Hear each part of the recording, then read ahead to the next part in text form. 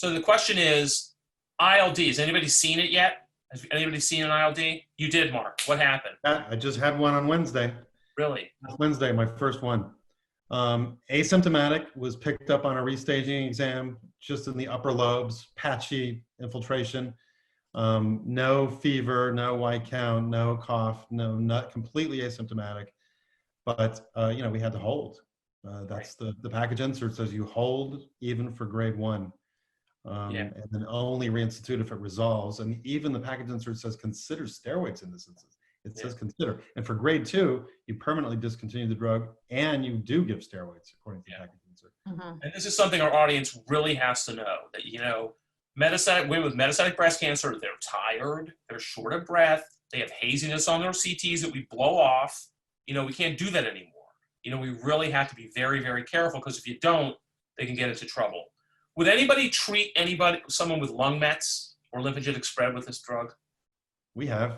And we have too. We had 2 cases recently with symptomatic pulmonary metastasis, and so we presented in the tumor board, and it was decided to treat them. And I have follow-up on just one of them. I don't know what happened to the second one yet because it's so recent. But the first one had a dramatic response, despite high disease burden in the lung, symptomatic pulmonary metastasis. We were all very concerned, but if you didn't treat her, she was going to die of respiratory failure from tumor. So she has had a nice response. They showed the follow-up this past week at tumor board. Very, very impressive results. So I wouldn't say that metastasis alone would be necessarily a contraindication absolutely to 8201. Because I have a 27-year-old lymphocytic spread. It was been really hard to get her to chemo forever. She finally did. She lost her hair. Now we're okay with it, but she's still kind of getting worse. We thought it was COVID, actually, because it kind of looks like COVID disease on your CT, in some ways. And so the issue is that we're thinking about DS8201, but we're going back and forth. And, it's lung problems, this, but what else? What's left, I guess, is the question, At some point, the risk of mortality from the cancer will become higher than the risk of mortality from ILD. And on that day, 8201 is a great choice. Yeah. Anybody else have any comments about ILD before we move on to Margetuximab? Well, and it's not just with DS8201. I've had 2 cases with TDM1. Both patients were intubated. We have cases with docetaxel. We have cases with everolimus. So we're not strangers to ILD. ILD is listed in the trastuzumab prescribing information, believe it or not. Yep. So this, again, I'm not going to be a broken record. This teaches us something. It teaches us something, right? It says the immune system is being affected by our therapies. Okay, because ILD is an immune reaction in the lung. And so obviously we're doing something, we just don't know what it is. I'll bring that up, I'll throw that out there as a little one. Speaking of immune reactions, let's talk a little bit about Margetuximab. So Mark, Margetuximab is just is it deglycosylated at the hinge or glycosylated? I always forget which one. Well, it has several attributes that distinguish it from trastuzumab. Number 1, it's chimeric, not humanized. But it does have the same Fab fragments as does trastuzumab, same amino acid sequence at least. It's relatively afucosylated compared to trastuzumab, which is to your point. But more importantly, it has 5 deliberate point mutations that have been introduced into the FC domain to increase binding to activating FC gamma receptors on NK cells, specifically CD16A. And they also have lower interaction with some of the decoy receptors. So it should enhance ADCC, at least theoretically. So let me ask you a question just from a scientific point before we go on to the therapy. There are 3 FC gamma receptors, right? There's CD16A, there's CD32A, and there's CD64A. Have people thought of the interaction with those receptors? Because they're going to bind to it too, aren't they? Yeah, they've all been measured.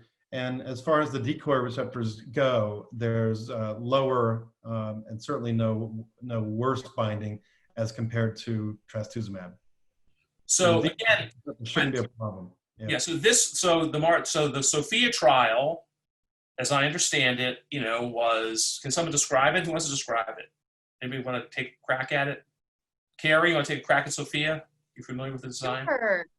Sure. So SOPHIA was essentially comparing Margetuximab with chemotherapy versus trastuzumab and chemotherapy for patients with HER2 positive metastatic breast cancer, and essentially found about a 3-month difference in overall survival favoring the Margetuximab compound, about 19 months versus 21 months.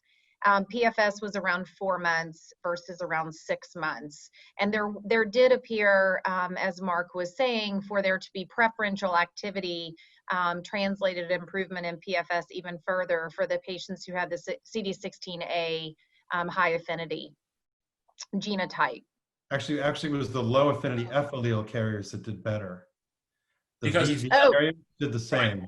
I will Yeah. defer to Mark on that. No, but speaking of the high affinity, you know, everybody says that the high affinity was worse. You know, the VV allele. If you're heterozygous or homozygous for the VV, you did worse. But was it really? It was small numbers. A little bit, not statistically significant, I don't think. Right. I mean, Maybe a month. Yeah. Yeah. was it really true? It's small numbers with really wide confidence intervals. I'm comfortable saying it was no worse. I don't think I'm so comfortable saying it was worse. You know, I don't know what other people think about that, but that was just my take on this. Yep. What do you I guys think this is probably going to be an F allele drug. You know, it's very easy to measure these polymorphisms, and there's already a companion diagnostic in development that could complement further, you know, clinical use of this drug, especially the FF allele carriers, the lowest affinity CD16A binders. They had the biggest benefit from Margetuximab in the randomized SOPHIA trial. So, you know, clinicians, you know, could easily make use of that information. And for the F allele carriers, and especially for the FFs, it could one day, if it can get approved in the first Well, yeah, we're going to talk about that exactly. That was my point. one day, it could replace trastuzumab wherever we use trastuzumab, because it probably is a, you know, a smarter and better. The trial had a co-primary endpoint, right? You had to meet PFS and OS. They met PFS but didn't meet OS. So will the FDA approve it? We don't know. We'll find out. The PDUFA date is at the end of the year. Oh, is it really? Okay. Yeah. And does anybody, you know where I think this would be a really cool place to use this is in the neoadjuvant setting. So they have this trial MCHP against TCHP. Is anybody going to do that? I think it's like a TBCRC trial or something like that. Is anybody going to participate in that? Are you guys going to do it at Stanford, do you think? You know, we have not gotten the protocol synopsis for that yet. We are part of the TBCRC. We've already committed to another neoadjuvant trial meanwhile. So we'll have to have a group meeting and decide. It's going to be a tough call. Yeah. I'd love to do it.